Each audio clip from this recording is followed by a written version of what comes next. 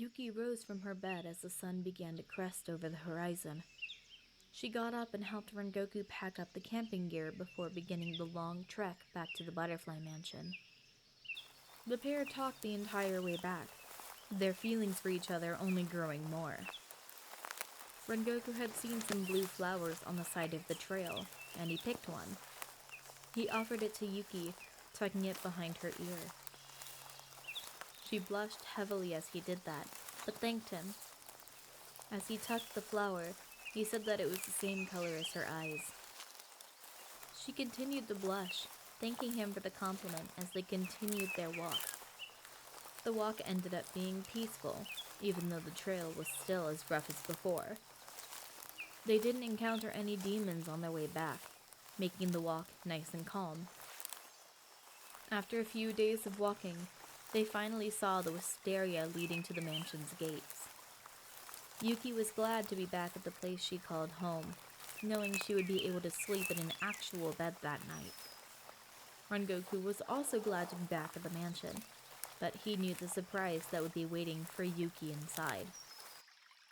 As they walked through the gate, they were immediately greeted by Shinobu.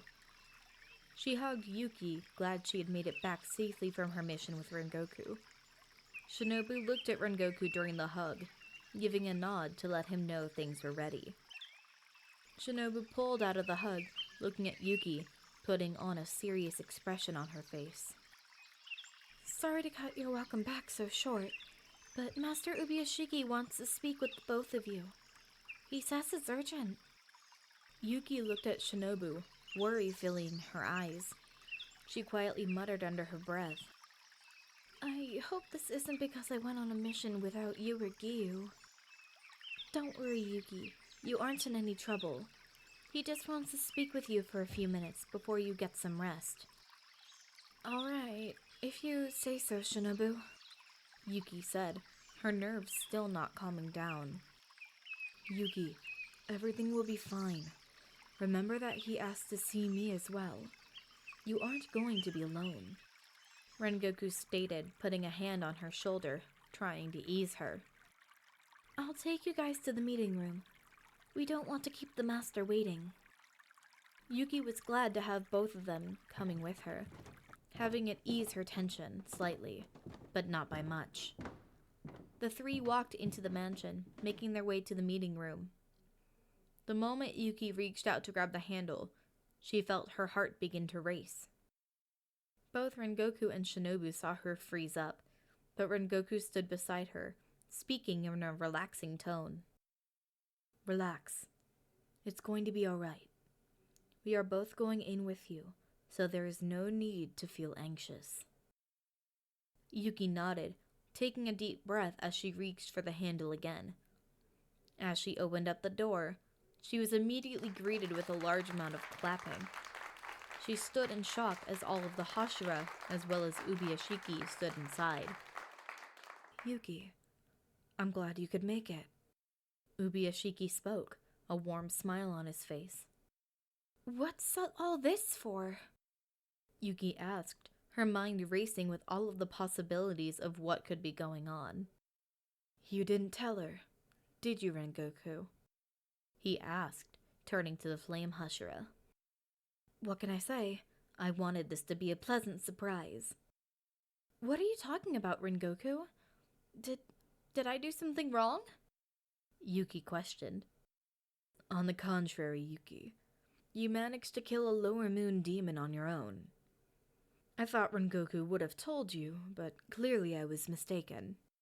Yuki looked at him in shock, before her gaze turned to Rengoku, who still had his usual bright smile on his face.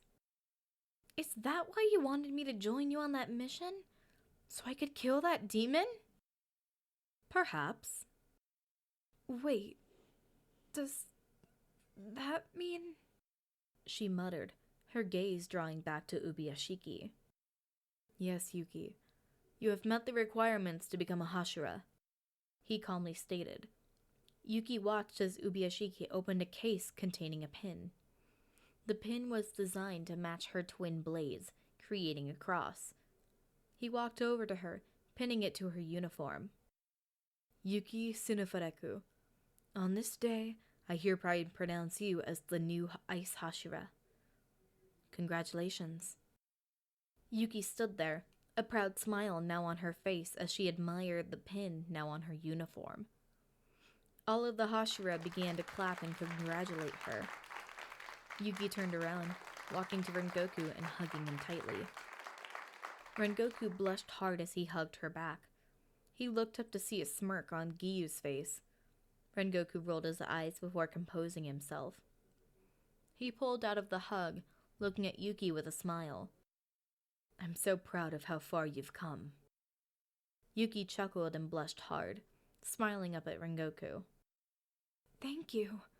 I'm proud to have made it this far in the first place. You weren't kidding, Tomioka-san. She really is an identical twin to Cory. A young voice spoke, nudging Gyu. She's not identical. The ends of her hair is a different color entirely. You need to be more observant, Kanroji-san. Another voice spoke, this one containing a darker tone to it. Yuki looked over to Gyu, seeing two other Hashira standing by him.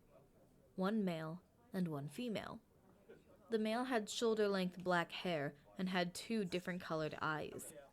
The female had her pink and green hair tied into 3 braids, and her uniform was a lot more revealing than most women would be comfortable with. Yuki waved to them all, but the woman quickly ran up to Yuki, quickly grabbing her hand and shaking it. Hello, Yuki. It's a pleasure to finally meet you. I've been hearing a lot of good things from Rengoku. I didn't realize he was talking about me. She sheepishly spoke, looking over at Rengoku. No need to fret, Yuki. Kanroji-san is a very close friend. She was actually my Suguko for a while before she created her own breathing style. She has come quite a long way since I started training her. Oh, you're Kanroji. I've heard about you from Gyu, actually. She spoke, a smirk forming on her face as she looked back at Gyu. Hey, Gyu spouted, an embarrassed flush crossing his face. Mitsuri chuckled, seeing his face turn red. Aw, no need to be embarrassed, Tomioka. You and Cory were meant to be together. Kanroji leaned over to whisper into Yuki's ear, a happy grin on her face. And I think you and Rengoku are a match made in heaven. Yuki pulled back, hiding her face from the immense fluster she was experiencing. As Yuki tried to regain her composure, the black-haired man chuckled as he leaned against the wall, speaking to Mitsuri. Maybe you should try flustering people more often, because this is pretty entertaining to watch. Mitsuri elbowed the man in the stomach, making the snake he had on his shoulders hiss at her. I just believe what I think is true. It's not like I try to fluster people intentionally, Obanai. Even if it's unintentional, it's still amusing. Yuki looked over at the man Mitsuri was talking to, walking over and offering her hand out. I don't think we've met before either. Would you mind telling me your name? The man looked at her outstretched hand before grabbing it and shaking it firmly. My name is Obanai Iguro. I am the current Serpent Hashira. The woman next to me is Mitsuri Kanroji. She's the current Love Hashira. Well, it's a pleasure to meet you, Obanai. I hope we get a chance to work together in the future. The feeling is mutual, Yuki. I look forward to seeing your work in the field.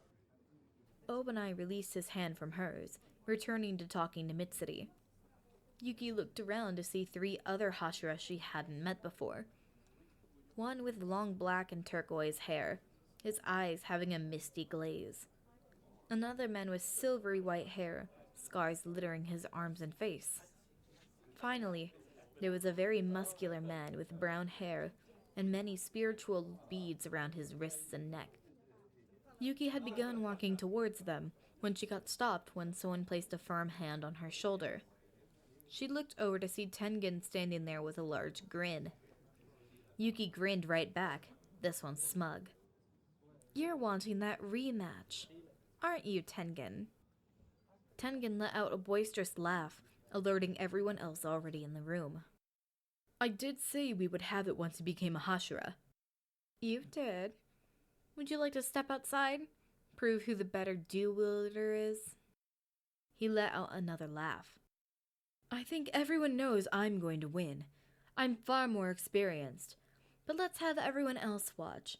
I want them to see how strong of a fighter you are. Are you sure that's a good idea, Tengen? Yuki questioned, crossing her arms out of nervous habit. Oh, don't be so unflashy about it. Don't tell me you get performance anxiety, he teased. That's not what I said. Then it's settled. Everyone come with us to the training yard.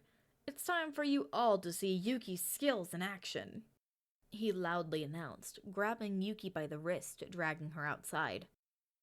Yuki looked back at everyone, shrugging her shoulders. You heard the man. Come on! She saw Rengoku, Shinobu, and Giyu all chuckling to themselves, but all followed them out, along with the rest of the Hashira and Ubiyashiki. As they got to the training ground, Ubiyashiki told Yuki and Tengen to stand on opposite sides of the grounds as he stood in the center on the sidelines. The rest of the Hashira lined up along the sides, waiting for the battle to begin.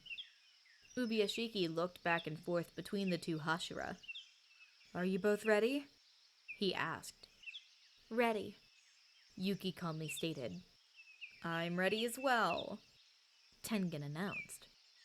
All right. Begin, Ubiyashiki shouted.